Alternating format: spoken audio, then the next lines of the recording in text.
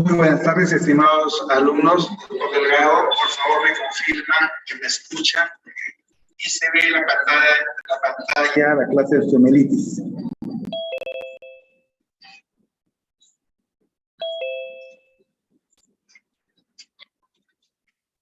Buenas tardes, doctor. Se le ve y se le escucha, pero un poco con eco, doctor. Ok, voy a cambiar el audio.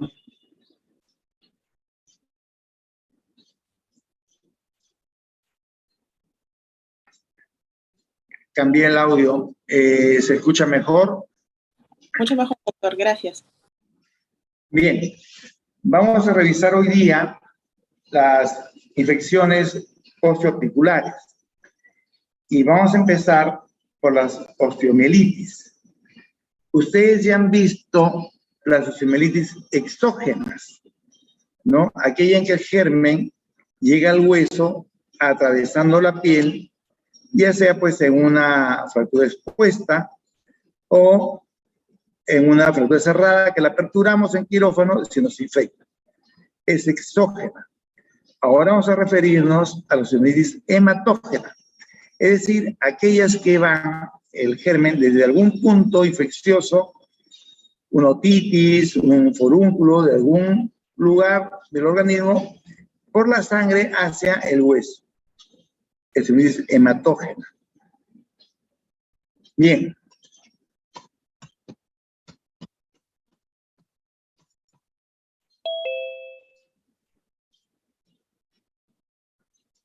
Debemos recordar esta cascada de eventos que desarrolló Celsius para explicarnos cómo es que la llegada de las bacterias a los tejidos produce una serie de fenómenos que se traducen clínicamente. Entonces sabemos que cuando llegan las bacterias a los tejidos van a producir un fenómeno de vasodilatación. Esto se traduce clínicamente con rubor y calor. Posteriormente existe salida de leucocitos del torrente sanguíneo que van a infiltrar a los tejidos. Esta salida de leucocitos, de células y líquido producen aumento de volumen y da el tumor. Infiltración de células y líquidos aumenta la presión y este aumento de presión produce isquemia. Y esta isquemia se traduce por dolor. Si se mantiene en el tiempo de isquemia, se va a convertir en necrosis. Y así tenemos formado el absceso. Entonces, esta cascada de eventos, con la llegada de las bacterias a los tejidos del producto del absceso, va a dar unos signos inflamatorios, que lo describió muy bien Celsius, que tenemos rubor, calor, tumor y dolor. Este recordaris es para poder explicarme cómo es el tema de la osteomielitis hematógena y su diagnóstico. Bien, la osteomielitis hematógena es un patrimonio, es exclusividad de los niños. Se da en los niños, no en los adultos. La causa, el germen, puede ser cualquiera, pero tremendamente frecuente es el Staphylococcus aureus colorazo positivo. El 80% de los osteomielitis hematógenas se da por esta bacteria. ¿Puede ser cualquier otra? Por supuesto que sí, la que quieran. E. coli, Haemophilus, cualquiera. Pero definitivamente el 80%, la gran mayoría, se da por el Staphylococcus aureus colorazo positivo. Decimos que la osteomielitis hematógena es patrimonio de los niños. ¿Por qué? Porque los niños tienen, pues, recuerdan ese cartílago de crecimiento que está tremendamente irrigado. Hay unos vasos muy pequeñitos, ¿no? Donde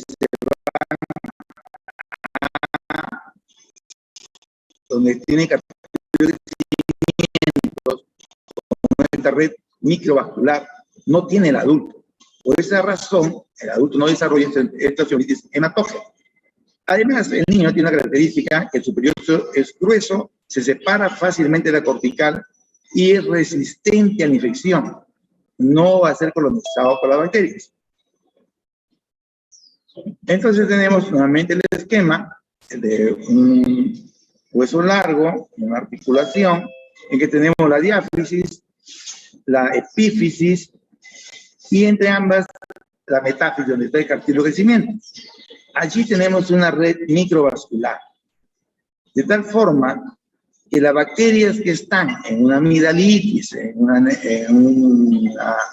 pielonefritis, en un acceso de la piel, donde esté, viajan por el torrente sanguíneo y se van a quedar, digamos, aquí, aglomeradas, atascadas en esta red microvascular, que solo tienen los niños. Y entonces da inicio a la fase temprana de la osteomielitis hematógena. Esta fase temprana está caracterizada por ser una fase inflamatoria. Es decir, vamos a tener clínicamente los signos inflamatorios de Celsius: dolor, rubor, calor y tumor. Eso es todo lo que vamos a tener en la fase inicial. En esta fase inicial, que en tiempo demanda de muy poco tiempo, menos de 48 horas, en menos de 2 días se desarrolla esta fase temprana. Allí terminan las 48 horas. Desde la llegada de las bacterias a la zona metafisiaria, ¿no?, hasta 48 horas en que se forme el acceso, es la fase temprana o inicial. ¿Y por qué es importante reconocer esta fase? Porque aquí es donde debemos tratarla, en la fase temprana, cuando está circulando la bacteria. Es allí donde damos antibióticos y vamos a evitar que se forme el acceso. La idea es, en esta fase, en esta cascada inflamatoria, interrumpirla para que no se forme el acceso. Porque una vez que se formó el acceso, ya no hay forma de que con antibiótico terapia endovenosa podemos llegar al acceso y eliminar las bacterias.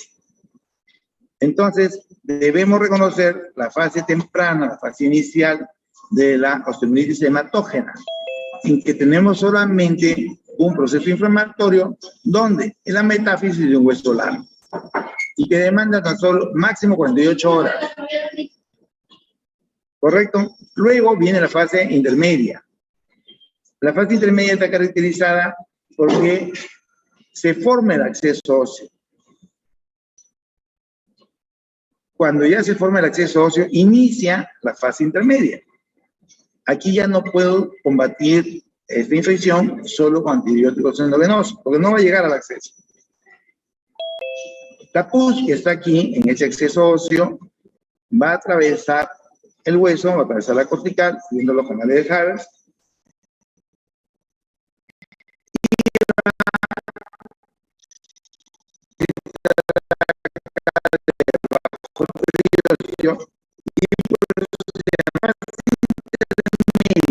está caracterizada por la presencia del acceso óseo, el periósteo sigue decolando el periósteo, separando el periósteo, ¿no?, y hace un acceso perióstico alrededor del hueso.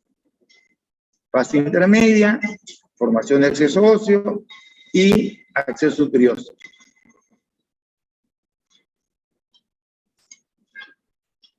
La pus sigue avanzando, y así como atravesó la cortical, atraviesa también las partes blandas, ¿no? Como se ha separado el periósteo del hueso y tengo un acceso subperióstico, la cortical se queda sin irrigación perióstica. Y la otra fuente de irrigación, que es la endóstica, también está dañada, interrumpida por el acceso óseo. Entonces, esta cortical que está sin irrigación se va a morir. Y esta cortical muerta se llama secuestro óseo. Y el secuestro óseo está marcando el inicio de la fase crónica. Entonces, la fase crónica va a estar caracterizada por el secuestro óseo. Este periósteo que está separado y que es resistente a la infección sigue formando hueso. Y este nuevo hueso se llama involucro. Entonces tengo el involucro. Está envolviendo la cortical que se ha muerto, que es llamada el secuestro óseo.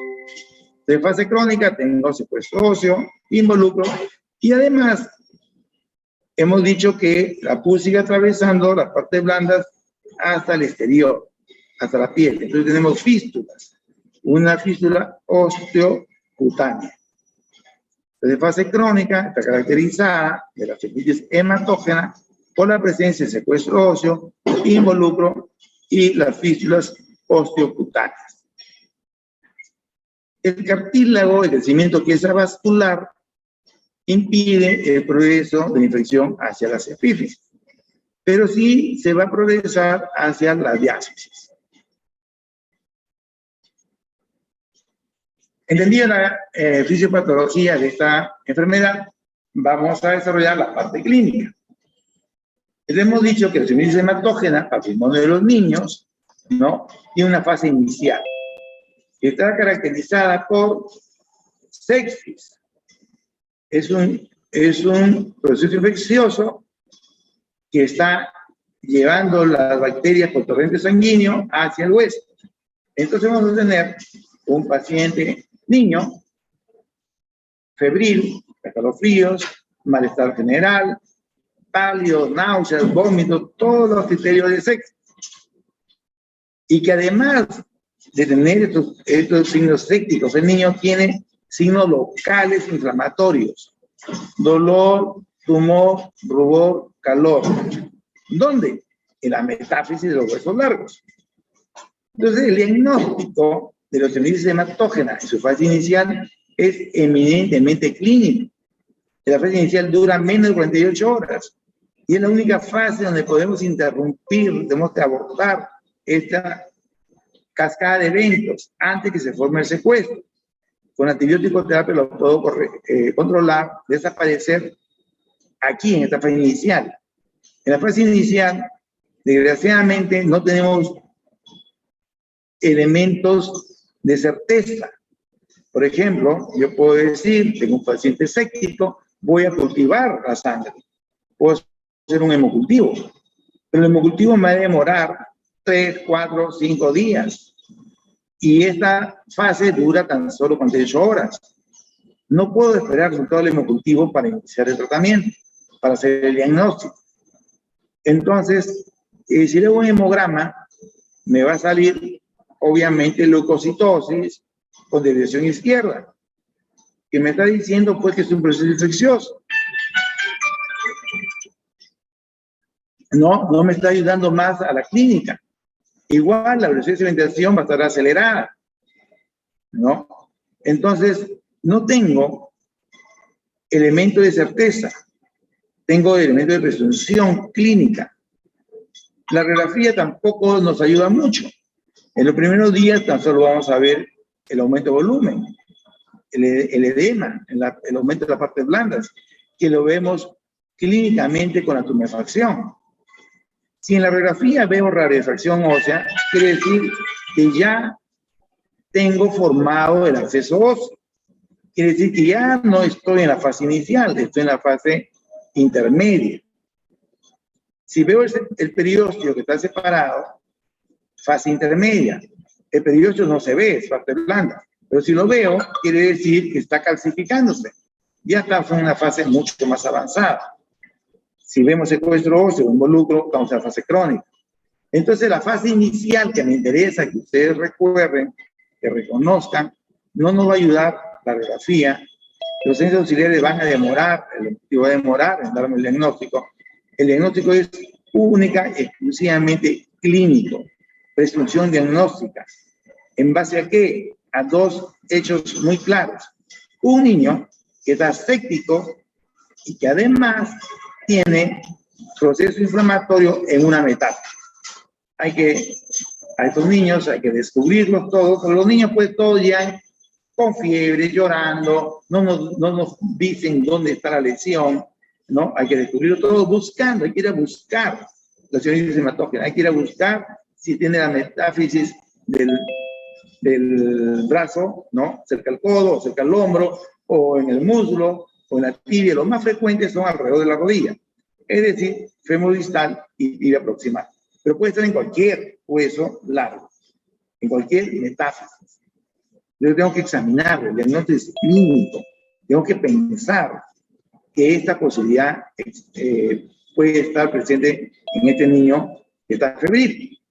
Busquemos la metáfisis, porque así es la única forma de encontrar los índices hematógenos en su fase inicial. Si hacemos el diagnóstico precoz, podemos hacer el tratamiento adecuado y así evitar todos los problemas que vamos a ver más adelante. Si esto persiste, le cambia la vida al niño, ¿no?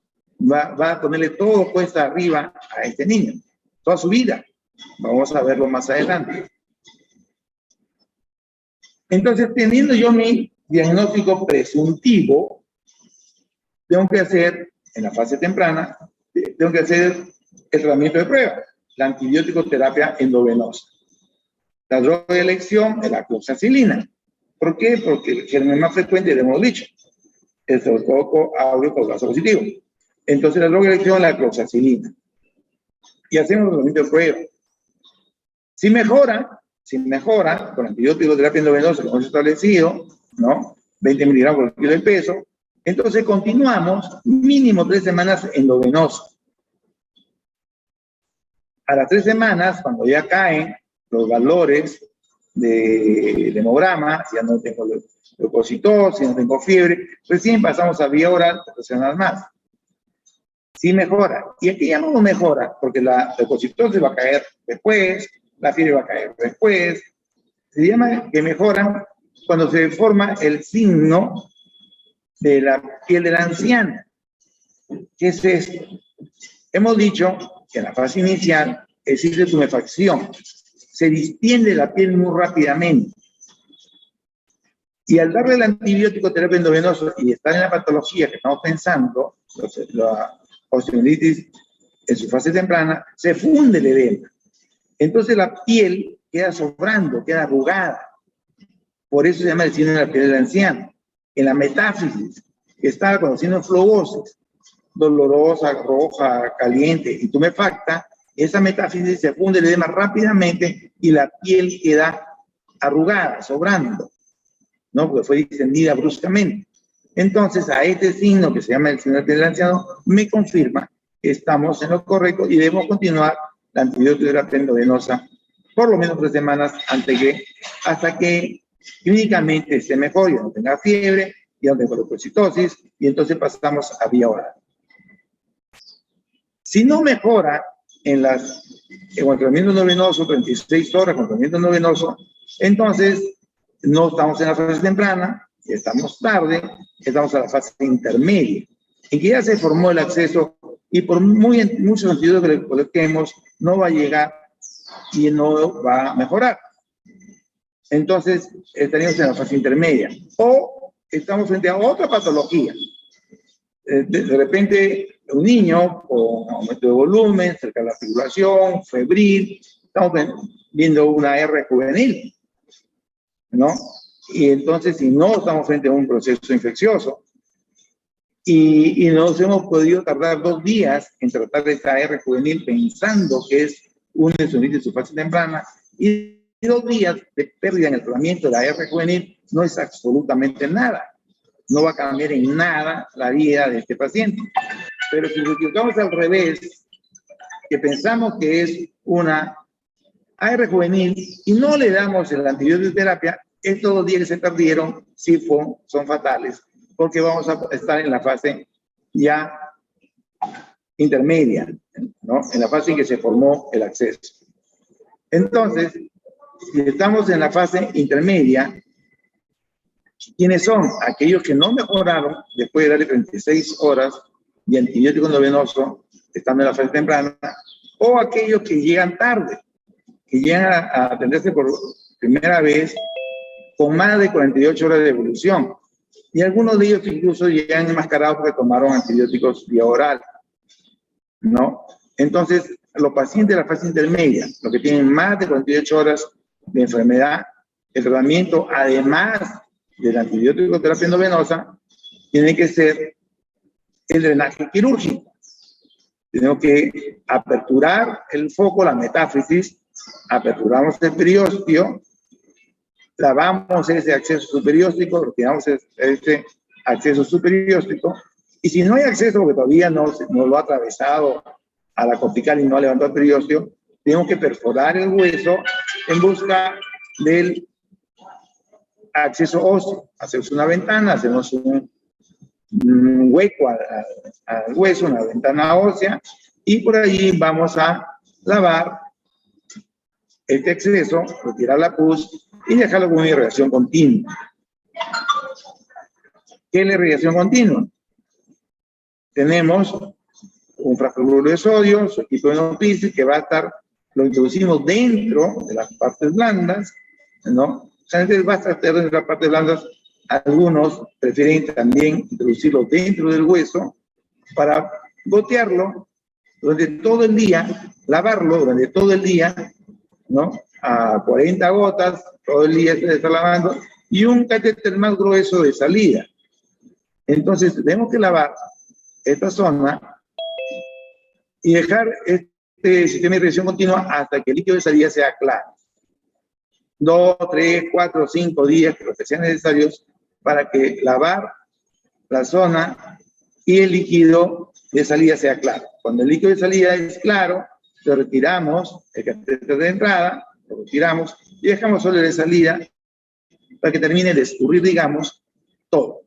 Y al día siguiente retiramos el de salida. Esa es la irrigación continua. Entonces, en la fase intermedia, además de la antibiótico-terapia endovenosa, vamos a hacer el tratamiento quirúrgico de retirar el acceso. Y dejamos la irrigación continua para asegurarnos de que la mayor cantidad posible de genes sean retirados. Desgraciadamente, cuando ya se formó el acceso óseo, nunca podemos decir retiramos todas las bacterias. Se van a quedar por el resto de la vida. Y va a ir desarrollando la osteomielitis crónica. Y, lógicamente, al disminuir la defensa por alguna razón, alguna enfermedad o no son bien nutridos, se acelera este paso a la osteomielitis crónica. No hay un tiempo definido, pero sí demanda muchos años. Entonces, cuando ya estamos en la fase crónica, ¿no? En que ya tenemos el secuestro óseo, ¿no? Ya tenemos el involucro, fase crónica, las fístulas osteocutáneos, el tratamiento, además de la antibiótico-terapia, además de la descompresión quirúrgica y además de los accesos que tenga, ¿no? Tenemos que identificar los secuestros, el hueso muerto. Si el secuestro está libre, o sea, está suelto, es fácil, se retira, se hace el exceso. Pero si el secuestro está fijo, o sea, todavía está adherido a la cortical, mejor es dejarlo. Porque si lo retiramos, hacemos una osteotomía, retiramos el secuestro que está fijo, podemos debilitar el hueso y producirse una fractura patológica. Entonces, el secuestro está fijo, lo dejamos que se forme el involucro, que envuelve el nuevo hueso, y una vez que lo envolvió, y ya se hace fuerte, hacemos una ventana a este nuevo hueso, a esta ventana se llama sauterización, y por allí retiramos después el secuestro. Así hacemos la secuestrectomía a través de la sauterización que se ha hecho al involucro. Fase crónica, además de la antibiótico-terapia, además de la irrigación continua. Entonces, para hacerlo gráfico el tema, acá tenemos una radiografía de un niño, ¿no? Este es un número, aquí está el capítulo de crecimiento, es un niño, que vemos bastante aumentado de volumen, el número en su parte proximal, ¿no? En la parte media deficiaria, la cortical, y si la continuamos la cortical, vemos una cortical aquí radioopaca. Este es el secuestro óseo. Y si seguimos la cortical, ¿no? Aquí el periósteo se levantó, se separó y siguió formando nuevo hueso. Acá el periósteo que se separó formó nuevo hueso y este nuevo hueso se llama involucro. Este involucro está envolviendo circunferencialmente a este secuestro óseo. Entonces, aquí en este secuestro óseo, donde viven todas las bacterias, hay que sacarlo. Hay que sacar este secuestro óseo Y también retirar la fístula. ¿Ok? Veamos otro caso. Otro niño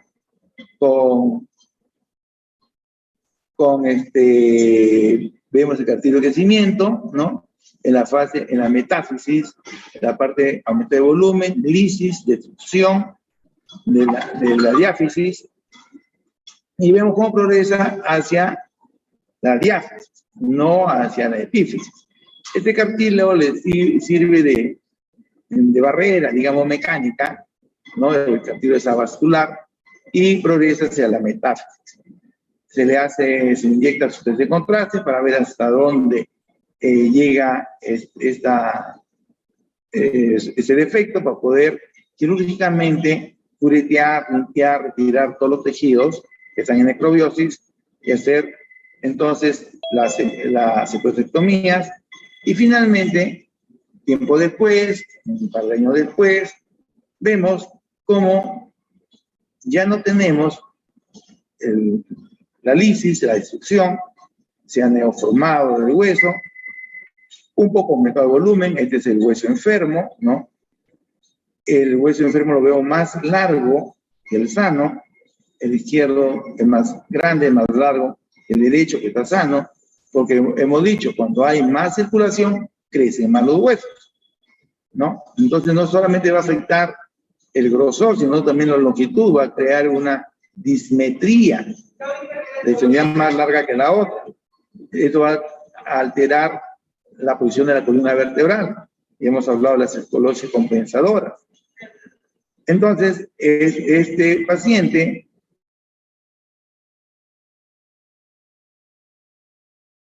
en sus defensas se va a reactivar el proceso infeccioso. Y nuevamente tendremos que hacer nuevas limpiezas quirúrgicas, ceprectomía, antibiótico-terapia, y así durante muchos años. El resto de la vida, probablemente. Entonces, tenemos que evitar que se produzcan las osteomielitis crónicas. Y para evitarlas, tenemos que diagnosticarlas en la fase inicial, en la fase temprana, y poder darle la antibiótico-terapia debida. La osteomielitis crónica, como podemos ver aquí, ¿no? Fístulas osteocutáneas, está activa, esta está inactiva, entonces tiene varias veces en que se reactiva este proceso infeccioso. Un paciente adulto que tiene muchos años, ¿no?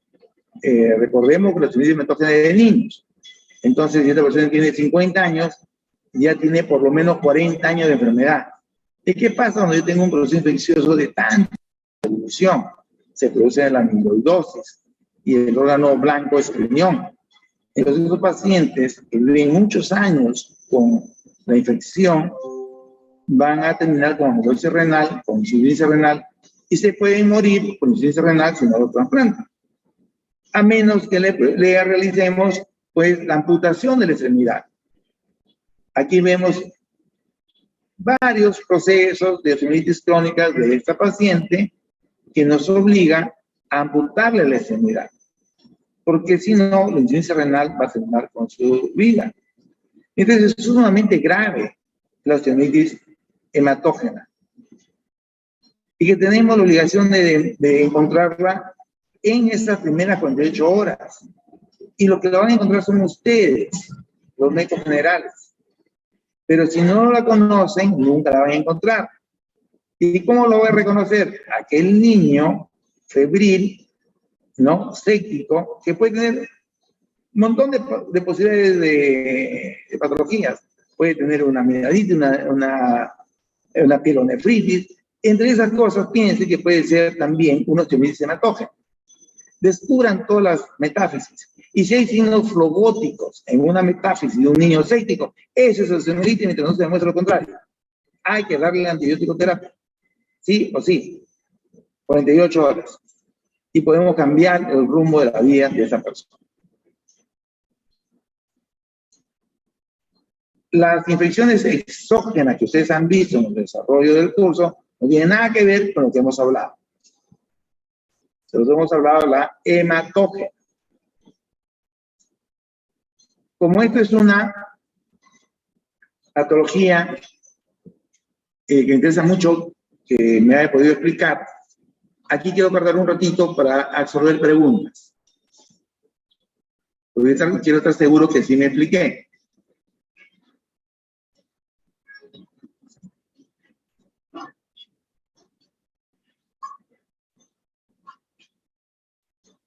En el chat no veo preguntas.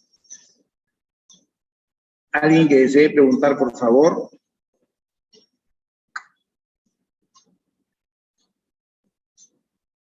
A ver, Jocelyn me dice la saucerización. Ya, perfecto.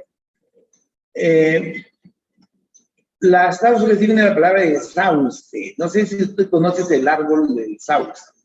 Es un árbol que tiene un tronco muy grueso, muy ancho, y que lo cortan y hacen canoas.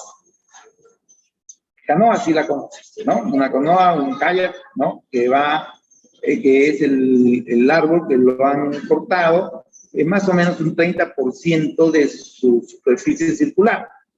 Entonces, al hueso, quiero retroceder un ratito, al hueso le sacamos una tapa a lo largo. Hago, supongamos, 1 centímetro de ancho, corto 10 centímetros de largo, 1 centímetro de ancho y 10 centímetros de largo. A este le saco una tapa y por ahí voy a curetear, voy a raspar el canal medular y sacar el hueso muerto que pueda haber. A eso se llama saucerización del hueso porque lo he convertido como una canoa de un árbol de sauce. No sé si me expliqué. Ok, Jocelyn. Perfecto. A ver, Cristian me dice, vuelve a explicar la diapositiva de la fase crónica que no se entendió nada. Ok, perfecto. Vamos a ver dónde está la fase crónica.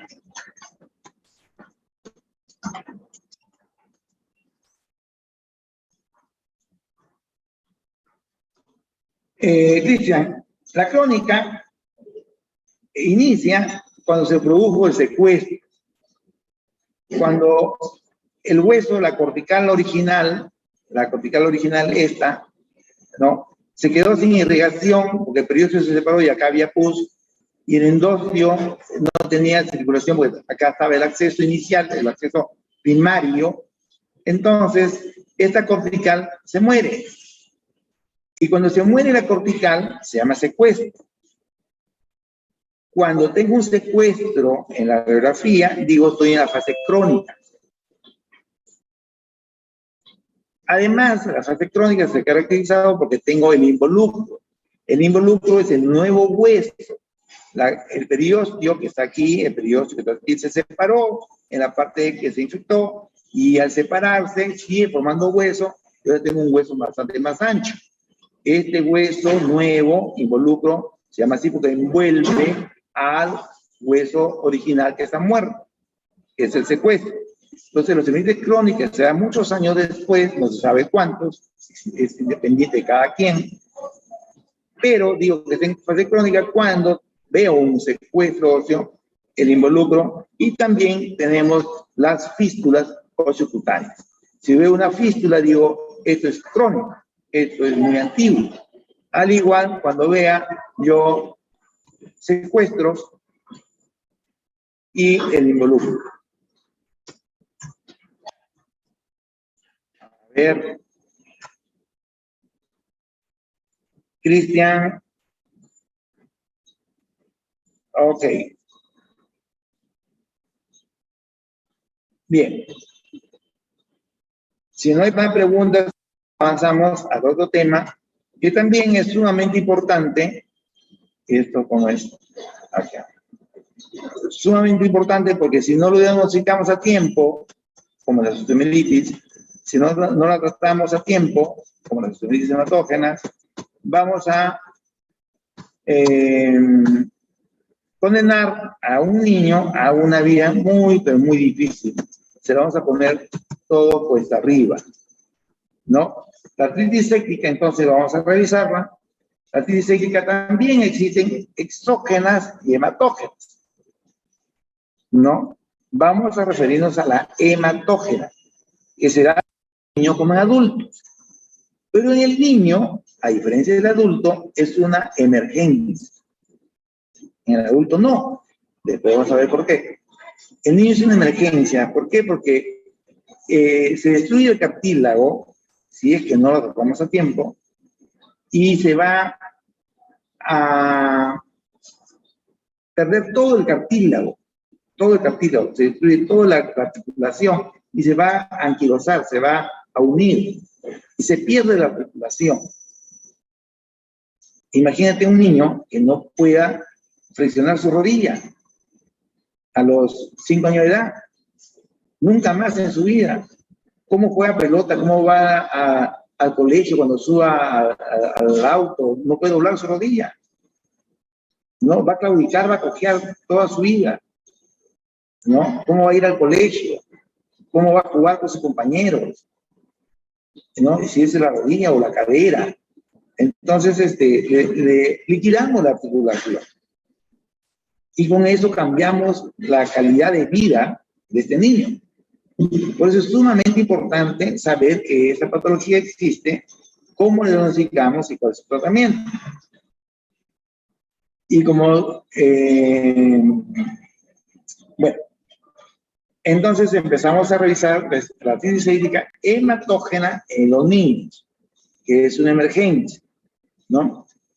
Hemos dicho hematógena, va por vía sanguínea, de cualquier proceso infeccioso que tengamos, de donde esté, va por vía sanguínea a la articulación. En la osteomielitis hematógena lleva a la metáfisis.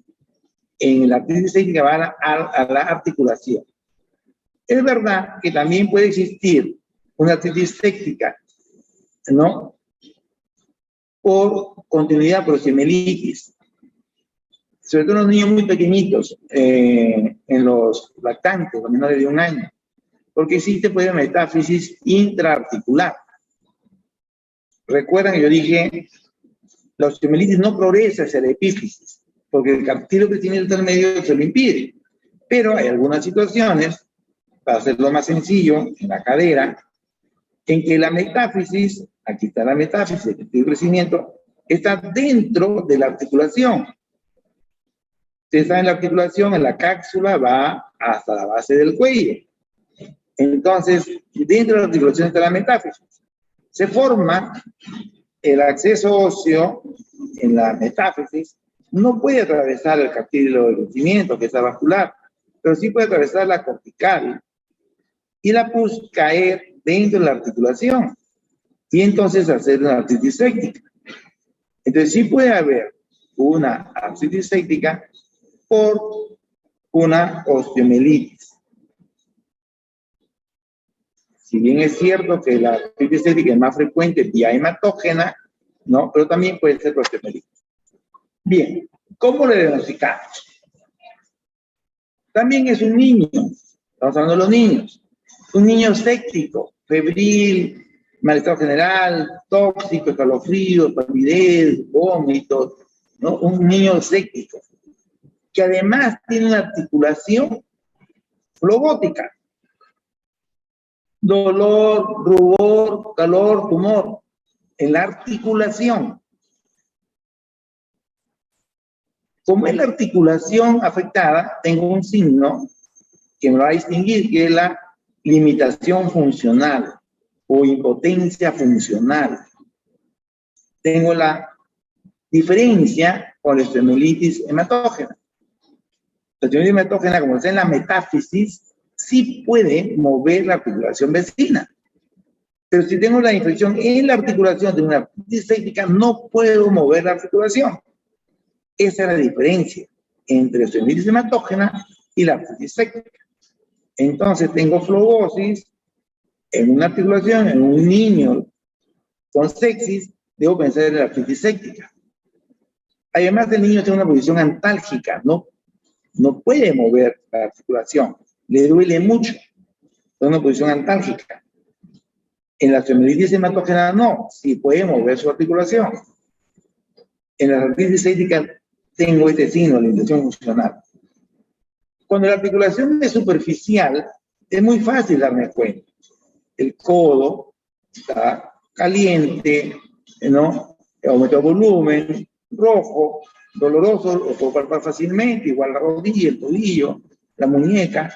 El problema es en la cadera, porque la cadera está muy profunda, cubierta por músculos muy grandes. Entonces no lo veo rojo, no lo palpo caliente, ¿no? Y para desgracia, ustedes ya saben que el dolor no siempre está en la ingle, en el pliegue inguinal. No siempre. Hay un porcentaje que el dolor es referido a la rodilla o a la cara interna del muslo, ¿no? Esto lo hemos visto en la fractura de cadera. Entonces se me puede pasar una artritis séptica en la cadera porque no le duele en la ingle y no lo veo rojo, caliente. ¿Cómo me doy cuenta? Por la limitación funcional. ¿Por qué no la mueve? Tengo una visión antártica. Investiga, ¿no? Pálpale. Busca el dolor, ¿no? No, el paciente dice, me duele la rodilla no está caliente, la rodilla la mueve. Entonces puede ser el dolor referido. Voy y busco la cadera, ¿no? Entonces, ¿cómo hago el diagnóstico de la artritis séptica? La sospecha a un niño séptico con leucosis en una rodilla, en una articulación, la cual está limitada funcionalmente y en posición antártica.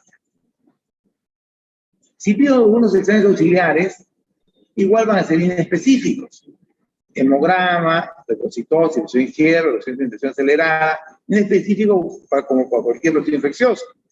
La radiografía es igual, aumento de volumen, se ha distendido la cápsula, ¿no? Porque la pulso ahora está dentro de la articulación, la distiende muchísimo, y la distiende tanto que podríamos ver la subluxación o la luxación de la articulación, ¿no?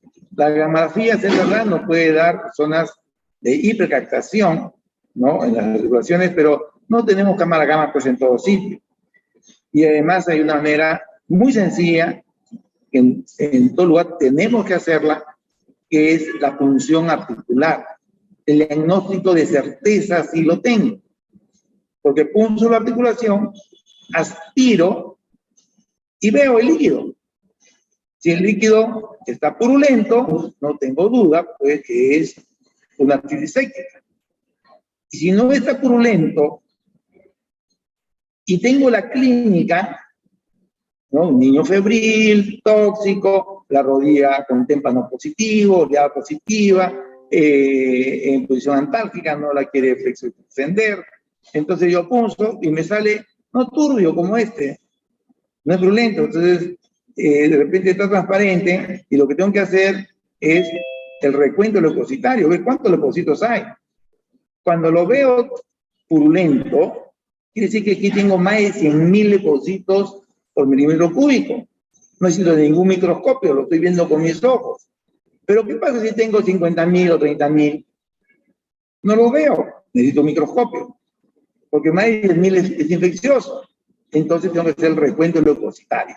Entonces aquí sí tengo diagnóstico de certeza. Punzo, lo veo purulento, inmediatamente diagnóstico hecho, ¿no?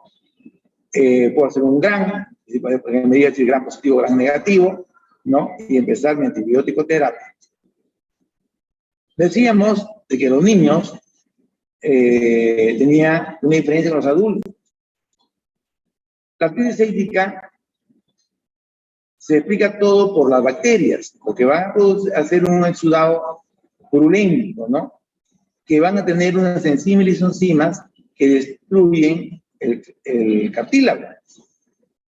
Ese es el problema de la bacteria. Por eso es que la artritis séptica tiene una fase bacteriológica, en que la bacteria es responsable de que se produzcan estas enzimas y lisoenzimas que me van a destruir, me van a dañar mi cartílago, me van a dañar el cartílago. No destruirlo del todo.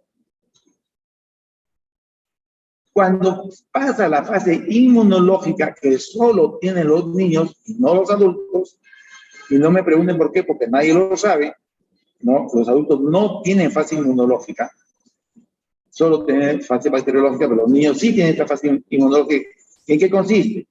En que con el cartílago es avascular y ahora se está destruyendo por estas enzimas, las enzimas, y tiene contacto con la circulación, entonces está expuesto a la circulación, nuestro sistema inmunológico va a formar anticuerpos. ¿Contra quién? Contra el cartílago de este niño. Entonces, no es la bacteria la que va a destruir el cartílago, sino los anticuerpos que está produciendo su sistema inmunológico.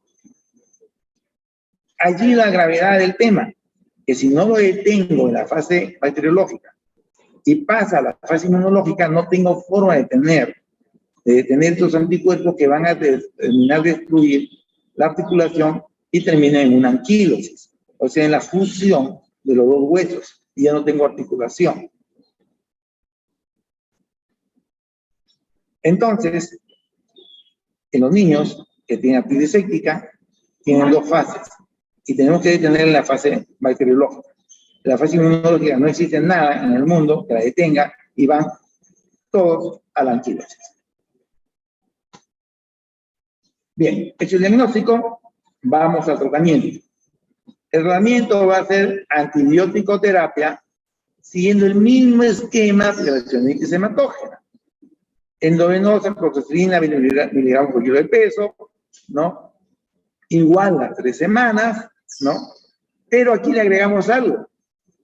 En la artritis séptica a todos tenemos que abrir la articulación, artrotomía. Hecho el diagnóstico, antibiótico terapia, endovenosa y artrotomía. Ahí tengo que abrir la articulación. Ya sea artroscópica, ¿no? 2 agujeritos chiquitos y con eso lavamos la rodilla perfectamente bien, o lo hacemos por abierta, ¿no? Lo abrimos, lavamos y dejamos circulación continua. Lo ideal, pues, el menos trauma, hacer por artroscopía. Pero esto no es tampoco tenemos a la mano, y esta es una emergencia. Tenemos que hecho el diagnóstico de inmediato, artrotomía. Es una emergencia. No tengo, no importa, lo abrimos y lo lavamos, ¿no? Y dejamos irrigación continua. La irrigación continua no puede quedarse, como la osteomielitis, 3, 4, 5 días al que termine el líquido de salida claro. No, acá no podemos dejarlo más de 2 días, 1 día máximo. ¿Por qué? Porque si yo dejo irrigación continua en la articulación, como ustedes saben, el cartílago es avascular, no se nutre por la sangre, sino se nutre por el líquido sinovial. Y si yo dejo un sistema de irrigación continua, se está arrastrando todo el líquido sinovial y mi cartílago se queda sin nutrición. Y no puedo dejarlo sin nutrición. Entonces, la irrigación continua no puede ser más allá de 24 horas. Entonces, el lavado, la artrotomía debe ser muy prolija. Allí en ese momento tenemos que eliminar todas las bacterias y no confiarnos en la irrigación continua. Porque lo importante es el lavado. La irrigación continua va a estar un tiempo muy corto. No existe forma de parar la fase inmunológica. Bien.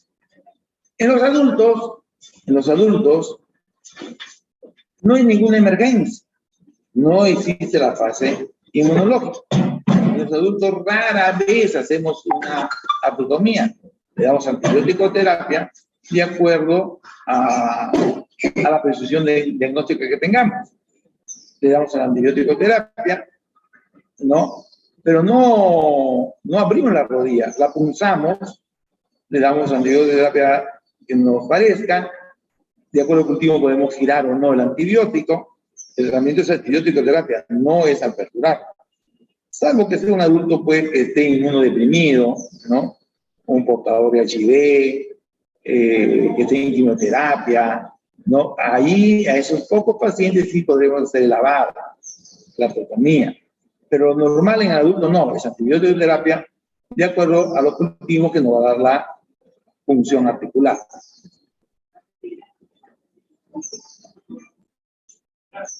Bien, antes de pasar al tema de tuberculosis socioarticular, que es sumamente conocido por ustedes, porque tuberculosis se estudia en todos los cursos, ¿no? Durante todos los cursos que hagamos, en todos los cursos nos enseñan tuberculosis. ¿Qué pasó acá? Perdón. Algo malo dicen aquí. Entonces, por favor, para la artritis séptica, que para mí también es vital que me haya explicado, y cualquier duda, por favor, de una vez me la plantean para de que puedo aclararse.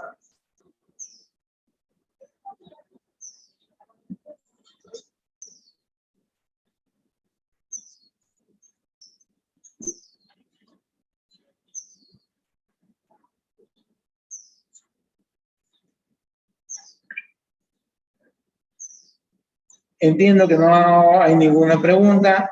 Espero que me haya podido explicar bien y que no se le pase nunca una artritis séptica. De un niño, sobre todo, ¿no? Bien, la tuberculosis, pues, es harta conocida por todos.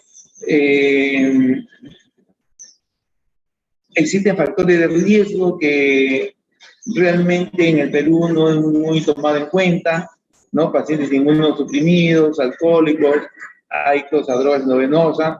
Y este factor, el más importante, es vivir en una zona económicamente deprimida. Y entonces los tres primeros en el Perú no nos interesan mucho porque todos vivimos una zona económicamente deprimida. El Perú es un país tercermundista y como tal estamos todos económicamente mal y todos estamos expuestos a contraer esta enfermedad, la tuberculosis. Entonces nada que yo no, todos los peruanos. E incluso hay un estudio publicado en la Universidad Cayetano Heredia en que los internos de medicina eran los que más infectaban tuberculosis que el resto de las áreas de salud, que los médicos, que la enfermera, que los técnicos de enfermería, en fin, ¿no? Que estaban más en contacto, pues se pegaban mucho a los pacientes. Y antes, acuérdense, ¿quién usaba una mascarilla? Ahora usamos mascarillas en emergencia por el COVID. Pero hace 3 años nadie usaba y la norma dice, usa las mascarillas en las emergencias de todos los hospitales del Perú. Pero nadie le hacía caso, ¿no? Ahora yo creo que ya nadie camina por emergencias sin mascarilla. Bien. La tuberculosis tiene pues también sus fases. Una fase inicial que es importante recordarla aquí en la parte osteoarticular. ¿Por qué? Porque la implantación generalmente es en la sinovia primero. En el hueso es muy, pero muy raro. Y los a la vez también es raro, aunque es muy grave, pero no es para nada frecuente. Lo frecuente, la gran mayoría, es que empiece por la sinovia, empiece por una sinovitis. Y de la sinovia, para que pase a la parte la parte ósea, demanda mucho tiempo, años, hasta 5 años puede demorar para pasar de la sinovia a la parte ósea. Yo tengo muchísimo tiempo para diagnosticarme, para darme tiempo, para que no se me pase. Porque si pasa de la sinovia al hueso, ya no puedo detenerla. La puede detener y perfectamente bien en la etapa de sinovitis, en la etapa inflamatoria. Allí hay que detenerla. Y tengo un montón de meses, no es como la osteomielitis hematógena que tengo tan solo 2 días. Acá tengo un montón de meses y años incluso.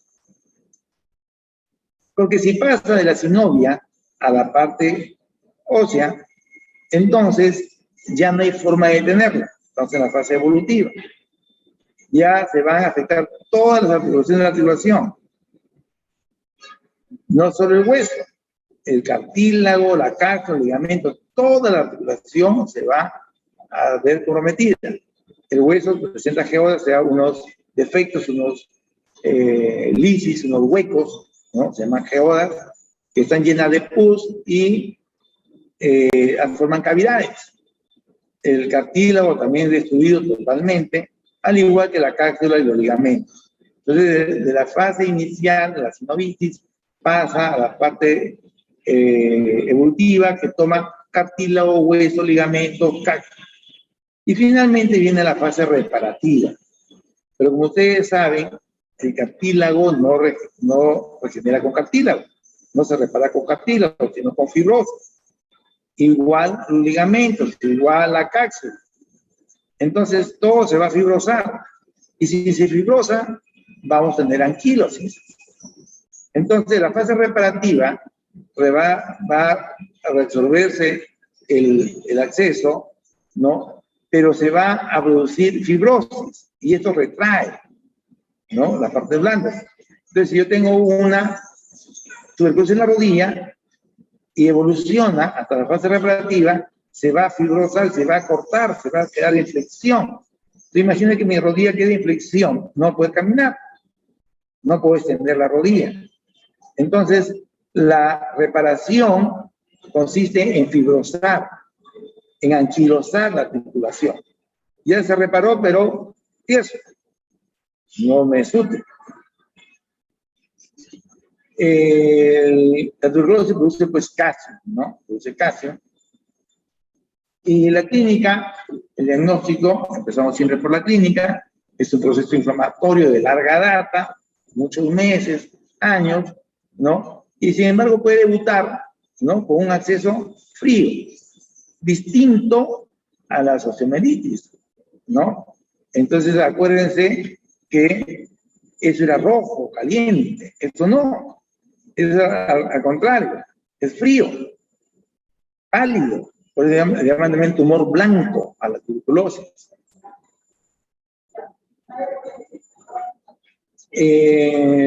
A cualquier edad, pues uno será afectado, pero que con mayor frecuencia son afectados son los niños y adultos jóvenes, ¿no? Todos, entonces, estamos expuestos, y más los niños y adultos jóvenes, a contraer la tuberculosis. ¿Qué articulación puede comprometerse? Cualquiera, todas. Que sea más frecuente en la columna, es verdad, es más frecuente en la columna dorsal, ¿no? Después sigue la cadera, la rodilla, pero en realidad cualquier articulación puede ser tomada. ¿Cuáles son las sintomatologías? Síntomas generales: hiporexia, astenia, pérdida de peso, dolor espontáneo, este es importante, no solo es mecánico. Es normal que si tengo un problema en la rodilla, en la cadera, me duele cuando camino, pero mecánico, porque está soportando carga, ¿no? Pero en la noche, que me despierte de manera espontánea, no es normal, no es habitual. Son poco las patologías que puedan producir esta molestia. Dolor espontáneo, sin carga, ¿no?, de la tuberculosis, y sobre todo en la noche. El aumento de volumen tiene algo especial, que no es rojo, sino es blanco. Pueden también tener, de hecho, fístulas, porque atraviesan, pues, ¿no?, desde la parte ósea hasta la piel, ¿no? Y en los primeros meses podemos tener contractura muscular, atrofia muscular y claudicación por la misma atrofia muscular y contracción muscular, o sea, ojera, ¿no? Claudicación y ojera.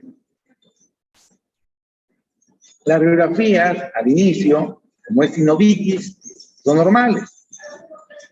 No hay problema óseo, es de la sinovia, ¿no?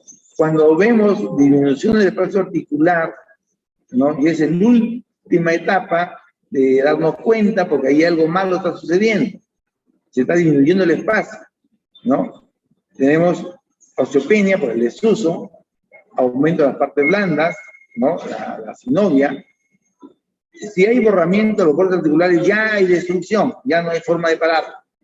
Ya se destruyó el cartílago, ya estamos ante un problema de lice, de destrucción, ya no se va a regenerar jamás con cartílago. Peor aún cuando veamos las geodas, las cavidades óseas, ¿no? El diagnóstico es difícil, desgraciadamente, porque cultivarlo demanda mucho tiempo y hay que tener varias muestras, porque no siempre obtenemos la buena muestra, ¿no? Entonces, el diagnóstico de certeza lo podemos hacer por biopsias, ¿no? Ya sea de la sinovia, que es la más fácil, también del hueso o el ganglio, ¿no? Y se cultiva también, lógicamente. Las radiografías, cuando veamos esta destrucción ósea, las geodas, ya es pues demasiado tarde, ya no tengo lienzo articular, hay destrucción del cartílago articular, ya esta articulación se va a perder, la historia natural de enfermedad va a ser anquilosis, generalmente en una posición viciosa. Entonces lo que nos quedaría a nosotros sería artrodesarlo, o sea, fijarlo en una posición funcional. Si es un tobillo, lo tendremos que artrodesar en 90 grados para que pueda caminar, ¿no? Pero ya perdimos esa articulación, ¿no? Acá también tenemos una gran geoda en el número proximal, la articulación ya se perdió, ¿no? Hay que buscar que se anquilose en una posición funcional, ya no hay forma de recuperar esta articulación. Entonces la idea es encontrarla en la etapa de sinovitis, no cuando veamos imágenes de lisis en los huesos, en el cartílago. Cuando no veamos lesiones óseas, o sea, cuando se le volume, ¿no? Se le llena la articulación de líquido, se debe respirarlo y cultivarlo y examinar ese líquido. Es muy sencillo. Digo, ¿cuánto tiene de glucosa? ¿El glucosa disminuido? Hay algún germen que se come la glucosa. Entonces hay que hacer el estudio, hay que pensar en la posibilidad. Y la tuberculosis es endémica en el país. Entonces, tengo un paciente que tiene sinovitis de repetición, lo primero que debo pensar es tuberculosis. Lo primero. No guiarnos por las imágenes radiológicas. Porque si yo veo y tengo la desgracia que soy gordo, ¿no? Entonces, estás gordo, es sobrepeso, tienes una artrosis, o sobrecarga, ¿no? Pues tiene un pensamiento, bajé de peso, y soy gordo, puedo tener una tuberculosis, ¿no? Y si no, después de 1 año, 2 años, 3 años, tengo mi rodilla destruida. Todo el cartílago se perdió, ¿no? Entonces, esta rodilla va a ir necesariamente a la protesis, a la fijación, ¿no? Ya se perdió la articulación. Y si trato de eso, y quiero poner la prótesis, se puede hacer. Pero bastante complicado porque la infección podría recibir, y tenemos que estar muy seguros que ya está controlado el dolor. Sí se puede, es bastante complejo, lo es, pero no pensemos en eso. Tenemos que pensar en diagnosticarla en sinovitis. Entonces, la tuberculosis es una enfermedad grave, sí, de la gravedad, claro, que cura, entre comillas, porque no es que cure estando rígido o rosado, esa es una curación. Entonces, el pronóstico es malo cuando estamos haciendo el diagnóstico tarde. Pero el diagnóstico es muy bueno si lo hacemos en sinovitis. Es muy bueno, porque vamos a interrumpir el paso a la parte de cartílago y hueso y queda sano 100%. Eso sí es curar, siempre y cuando esté en la fase de sinovitis. Entonces, el tratamiento va a depender mucho, ¿no? De en qué fase esté. La idea es tomarlos en fase, pues, inicial, de sinovitis, el reposo, y el reposo siempre hay que poner de manera funcional. Si ponemos aparato de yeso, en posiciones funcionales. Por ejemplo, si la rodilla, yo tengo un ortopedio, no voy a poner, pues, con la rodilla en semiflexión, ¿no? Porque podría quedarse con una rigidez y no alcanzar la extensión, necesito la rodilla que extienda. O una bota o el tobillo no puede estar en equino, hay que poner en 90 grados. O sea, cada articulación tiene una posición funcional, ¿no?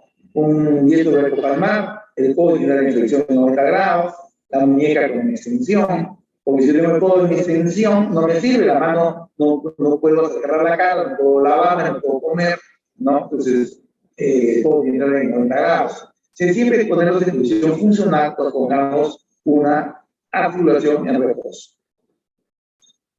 Lógicamente, el tratamiento farmacológico antituberculoso es lo que debemos instaurar, ¿no? Las cirugías las reservamos para casos en que tengamos que drenar accesos, ¿no? Entonces, tengo un acceso en la columna dorsal. Si no lo dreno y se colapsa, me va a comprimir la médula y me quedo parapléjico. Entonces tengo que drenar y fijar esta columna, ¿no? Atravesarla. Entonces, si ya tengo enfermedades crónicas, puedo buscar la prótesis no funcional, ¿no?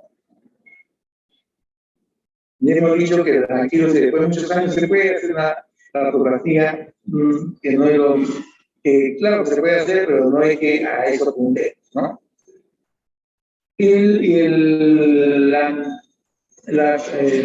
Los fármacos ya ustedes lo conocen, esquemas diversos, el tratamiento cuádruple a 6 o 12 meses es lo más indicado.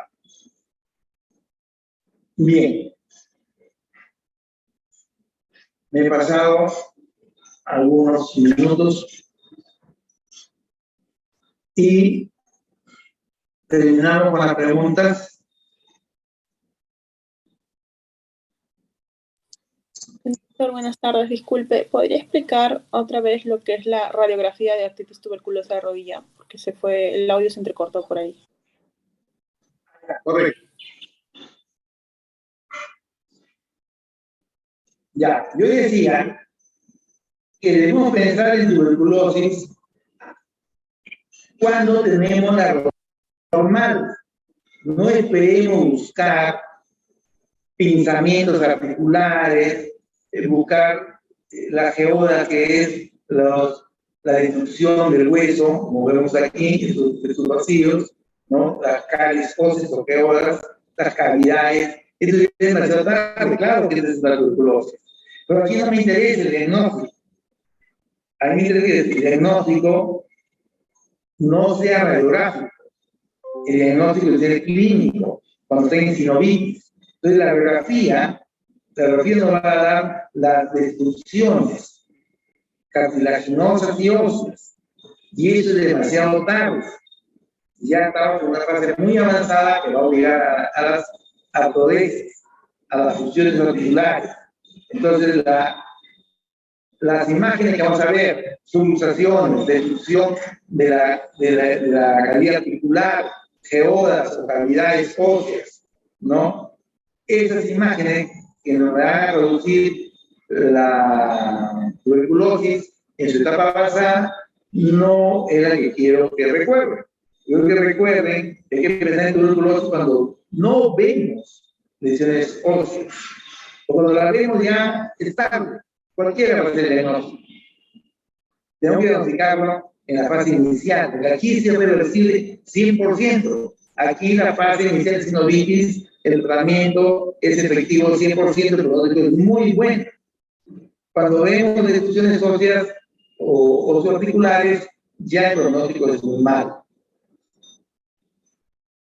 Entonces, signos radiológicos, pinzamiento, destrucción del cartílago, porque ya no hay luz articular, geodas, cavidades óseas, subluxaciones, son las imágenes radiológicas de la tuberculosis, que son eventos demasiado tardíos.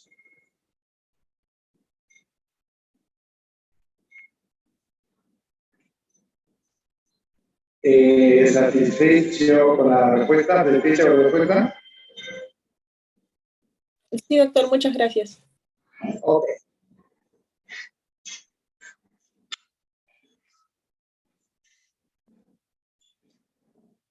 Muy bien, no hay más preguntas. Muchas gracias por su atención y nos vemos la próxima semana.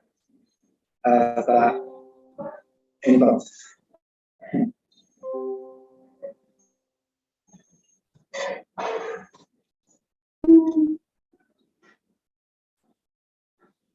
Muchas gracias, doctor. Muchas gracias, doctor.